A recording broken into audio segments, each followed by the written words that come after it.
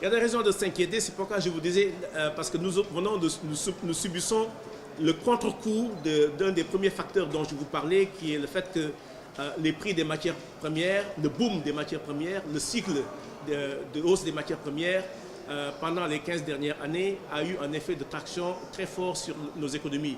Et cet effet est en train de disparaître. C'est ce contre-choc que nous sommes en train de subir. C'est pourquoi nous sommes en dessous de 3% de croissance, alors que la tendance moyenne pendant ces 15 dernières années est de 5%.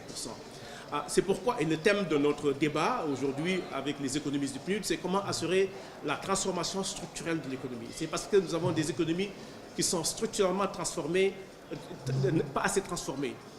Notre analyse, c'est que lorsqu'on prend en moyenne les chaînes de production, seulement 15% de la valeur reste dans nos continents.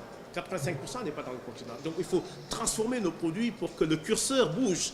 Au lieu de 15%, avoir 40%, 50%, 60%. Tant qu'il n'y a pas une grande valeur de rétention de ce que nous produisons dans nos économies, on ne peut pas aller très loin. La transformation structurelle veut aussi dire aller vers des secteurs, mettre nos ressources vers des secteurs moins productifs, vers les secteurs les plus productifs. Et ensuite, ça veut dire assurer qu'il y a une interconnexion de nos secteurs. Nous avons beaucoup de pays africains dont leurs économies sont basées sur les ressources naturelles exportées, alors qu'il y a tout un potentiel de transformation interne que nous pouvons faire. Donc voilà un peu les réflexions que nous menons, et j'ose espérer que d'ici vendredi, à la clôture de nos sessions, on aura des recommandations en termes de politique économique, mais en termes de politique économique basée sur l'économie politique.